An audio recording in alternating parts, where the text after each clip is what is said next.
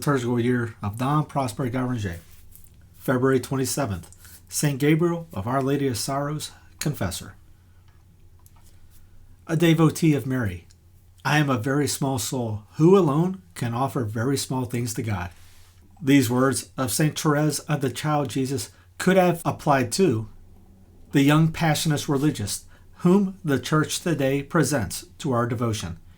No external work, no miracle, no writing signaled him to his contemporaries, but, like St. Thérèse or St. Aloysius Gonzaga, he sanctified himself in the silence and obscurity of religious life, and, consumed in a short time, he went a long way.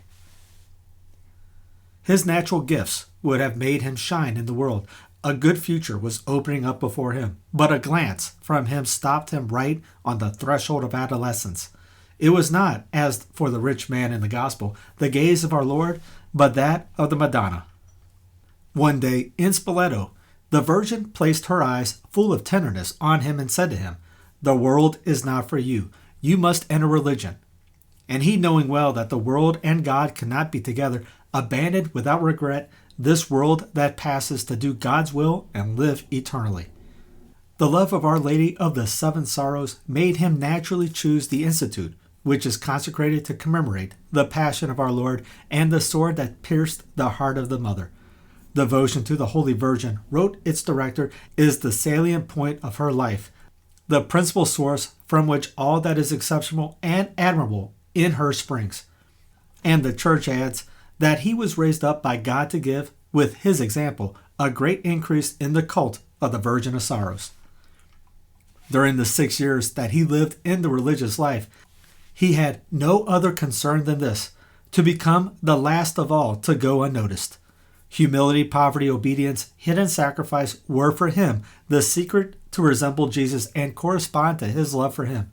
He had come to ask to die consumptive, to feel himself dying little by little, and to make acts of love for God until the last breath. Thus, when the Lord knocked on the door and made his voice heard, he answered cheerfully and fell asleep on February 27th, 1862, placing his hope in divine mercy and in the intercession of your dear mother. The Pope proclaimed him patron and model of youth. St. Gabriel was born in Assisi on March 1st, 1838. Student in Spoleto, if for a short time he seemed seduced by the pleasures of the world, he never attacked your heart, and, wounded by the gaze of the Virgin on August 22nd, 1854, he decided to abandon everything and to enter the Institute of the Clerics of the Passion of Jesus. He was admitted on 8th September, 1856, and received the habit on the 21st of the same month, on the feast of Our Lady of the Seven Sorrows, taking the name of Gabriel of Our Lady of Sorrows, because he had to continually remind him of the joys and sorrows of the Blessed Virgin. He took his first vows on September 27, 1857, and died on February 27, 1862, after having practiced the most sublime virtues in the obscurity of religious life and perfect simplicity. A great mortification, the most tender love for the Passion of the Lord, towards the Blessed Sacrament of the Eucharist, and especially towards the sorrows of the Madonna. Having God manifested his merits of him with clear miracles, he was canonized by Benedict XV in 1920, and Pius XI extended his office and Mass to the Universal Church. We are happy to celebrate your feast, O St. Gabriel, at the beginning of the great annual retreat that goes from Septuagesima to Easter. You come to join your voice to that of the Church to induce us to finally break it with our perverse habits. Not everyone can, like you, withdraw into solitude, but you intend to show everyone how, in the midst of the world, one can keep one's heart pure and remain faithful to God.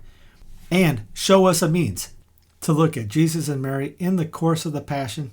We know from the author of the Imitation that he who devotes himself to meditating attentively and devoutly on the holy life and the Passion of the Lord will find there in abundance all that is useful and necessary to him.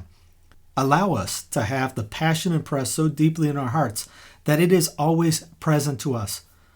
You who learn from God to meditate on the sorrows of the most sweet Mother, and who, through her, were elevated into glory by the grace of holiness, Grant that through the intercession and your example, we may be united to Mary's weeping and saved by her maternal protection.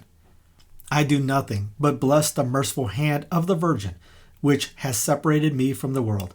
This is how you express yourself, and you loved talking to her like a child with her mother. And when the demons frightened you, you cried out, "Dear Mama, cast them out and drive them away." In the moment of danger, teach us to have recourse to Mary and repeat your last prayer for us. O Mary, Mother of grace and mercy, protect us from the enemy, and at the hour of death welcome us.